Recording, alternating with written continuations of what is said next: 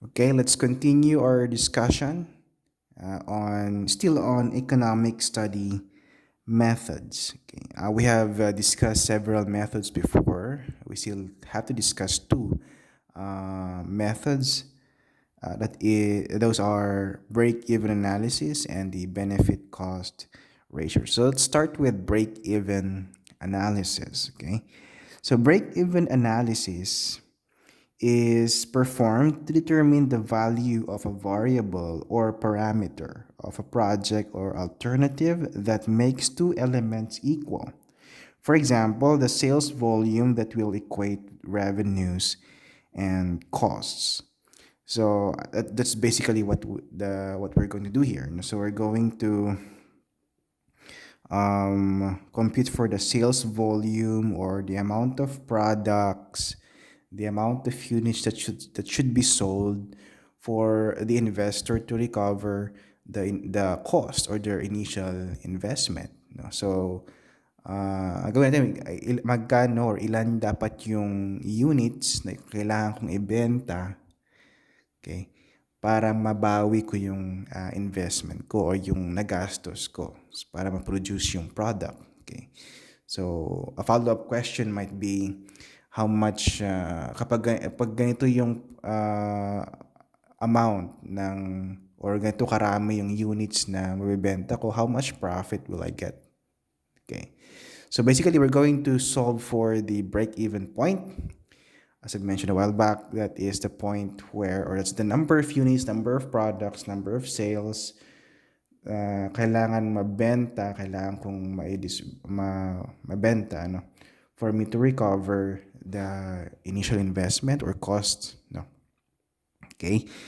So, and this is solved using algebra, since we are going to equate now, no? Yung, we're going to formulate equations, no? Okay, and ang involved dito would be yung fixed cost if we are going to compare alternatives, no. For example, you're now going to compare our alternatives. Okay? So meron kang dalawang, tatlo, or more than two or more choices na para, and you're going to use a break-even analysis to analyze yung investments. Okay. And there will be two types of costs that will be involved here. The fixed cost, which is true to all alternatives. So, fixed yan. And the variable cost. Yung variable cost would be different from one alternative to another. Okay? So, yan. And I think it would be best to have an example, examples of situational problems to illustrate this method or particular concept in economic studies. Okay, so let's try to solve the first problem in your module. Number one, General Electric Company, which manufactures electric motor, has a capacity of producing 150 motors a month. The variable costs are, we have 4,000 pesos per month. The average selling price of the motor is 750 pesos per motor. Fixed costs of the company amount to 78,000 pesos per month, which includes all taxes. Determine the number of motors to be produced per month to break even and the sales volume at this point. Okay, so the solution is already in your modules, which which is presented in the video. So let me just explain to you the solution. So let's compute for the expenses per month. So the expenses per month would be yung variable cost natin, which is 4,000 plus yung fixed cost, which is 78,000. So add lang natin yung dalawa. That would be the expenses or cost per month natin. So ito yung cost per month. 82,000 pesos. And then each motor would cost 750 pesos. So pag may nabenta akong isang motor, so may ang revenue ko, kikitain ko is 750 uh, pesos, ano. So ilang units, so ilang motor dapat kong mabenta, so for me to recover the cost, monthly cost so ko na 82,000. So ilang motor dapat ang kailangan kong ibenta sa isang buwan, no, para mabawi ko yung cost of producing the motor na 82,000 pesos. So we're going to equate the two values here, yung cost and then the revenues. Okay, yung makukuha ko. So we have 82,000, it should be equal to 750 times X. X would be the required number of units. Okay, para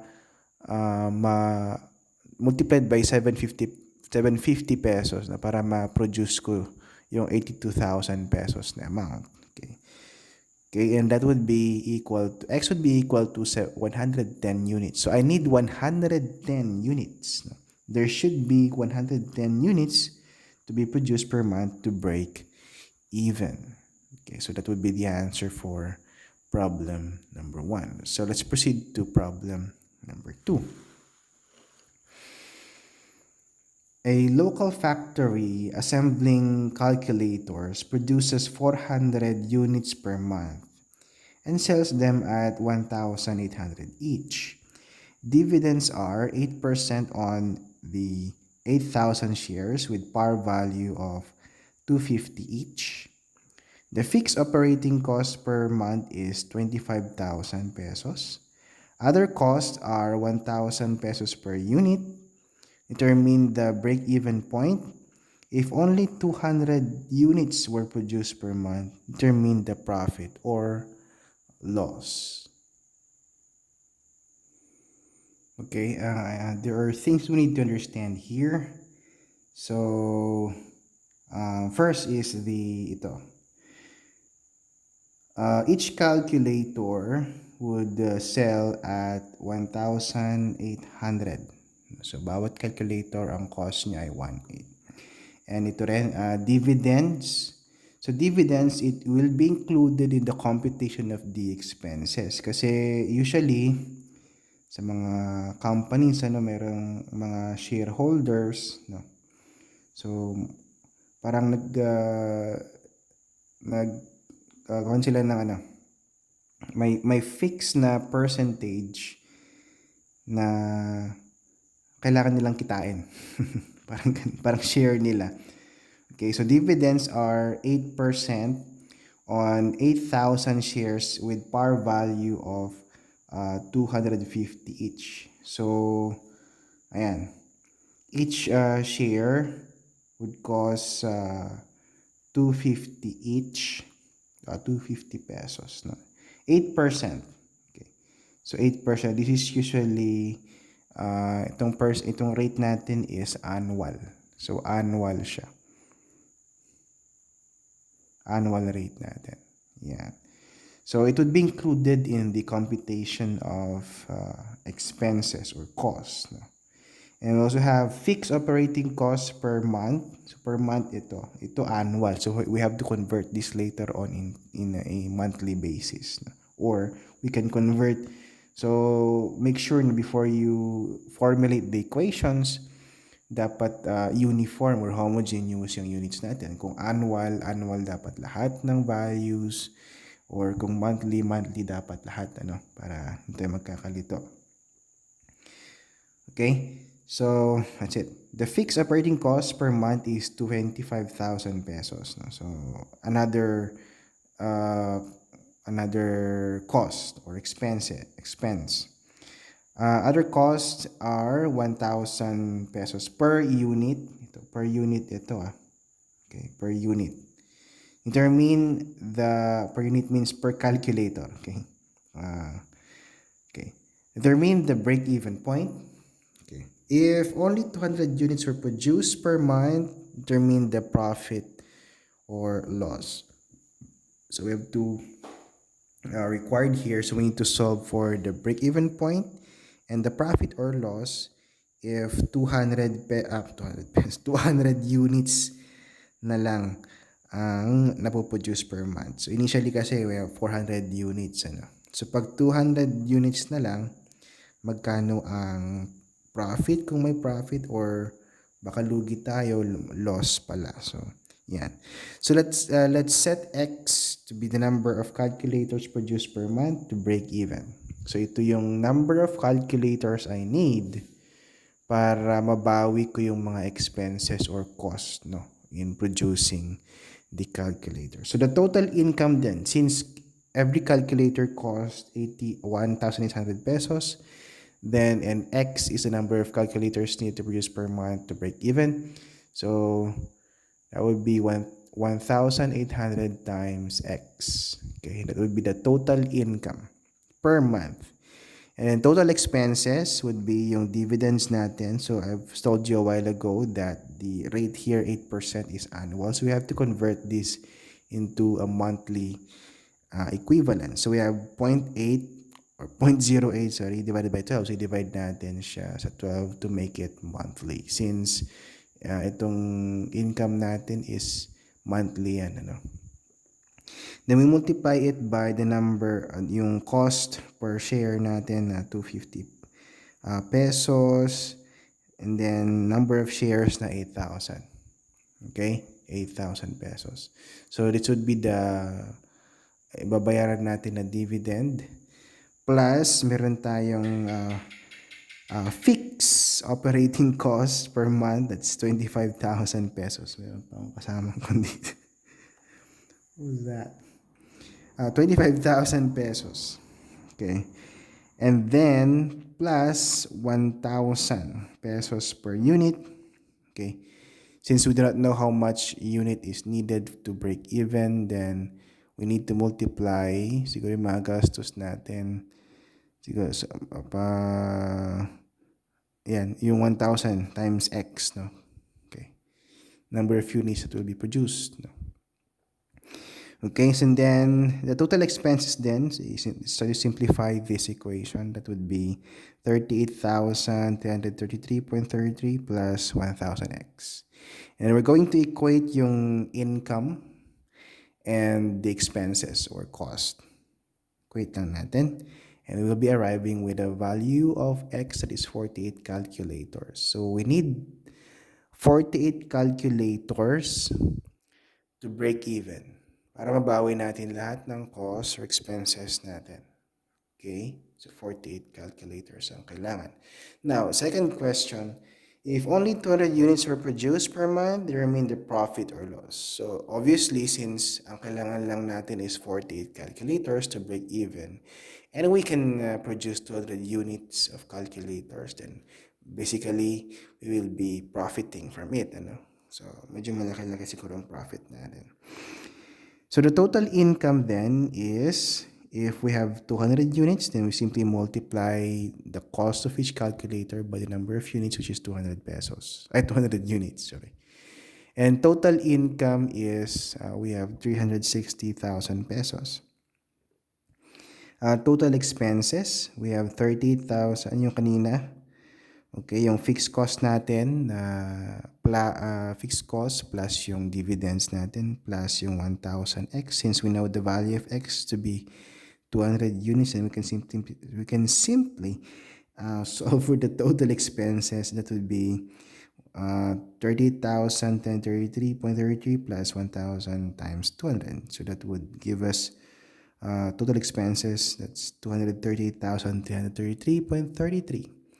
And to compute for the profit, we simply multiply yung income, we simply subtract income and the total expenses. So 360,000 pesos minus 238,333.33. So subtract lang natin yan, and we'll be arriving with a profit of 121,666.66 pesos. Okay, so medyo malaki-laking profit. Of course, kung mag-isa ka lang naman na may-ari niyan, malaki yan. If marami kayong magdi-divide sa profit, then siguro depende kung ilan kayo.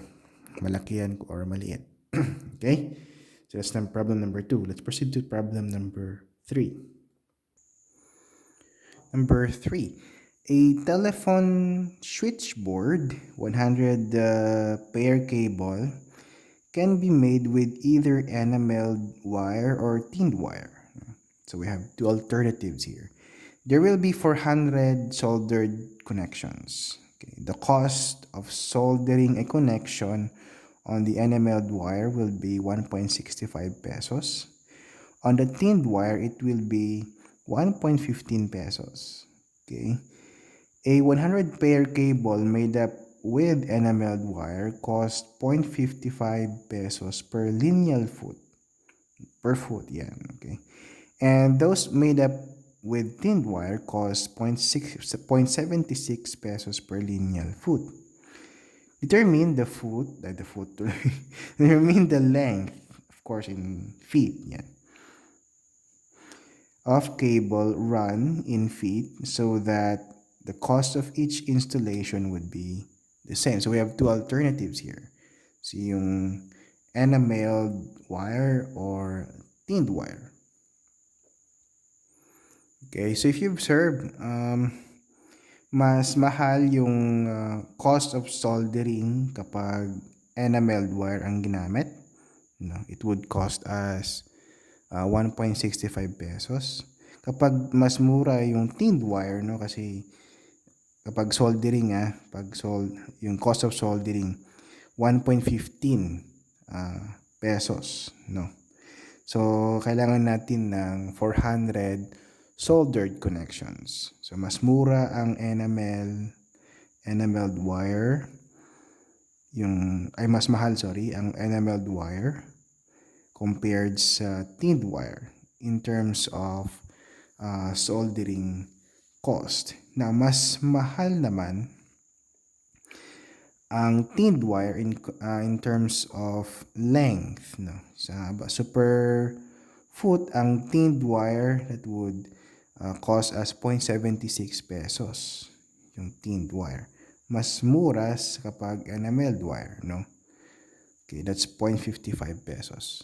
Okay, so we are to solve, okay, the length of cable run in feet so that the cost of each installation would be the same. So gaano kaya kahaba yung length ng cable run para yung presyo ng installation ng bawat alternative, the two alternatives ng enameled wire at tinned wire would be the same. So let's first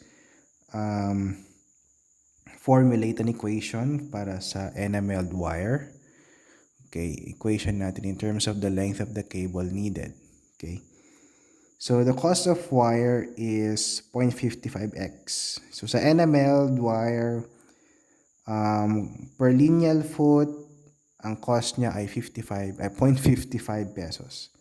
Times, of course, yung required na length. Okay? Next, cost of soldering is 1.65 times 400. Kasi, di ba, mas mahal ito, no? Kapag enameled, mas mahal yung cost of soldering niya, that's 1.65. Now, the number of soldered connections would be true for both alternatives, no? Okay, so 1.65 yan times 400. So the total cost then is 1.65 times 400 plus yung length ng wire natin na 0.55x. Okay, for tinned wire naman, the cost of wire, so mas mahal yung tinned wire compared yung per length niya. That's 0.76x. Okay. So 0.76x. 0.76 yung cost per lineal foot.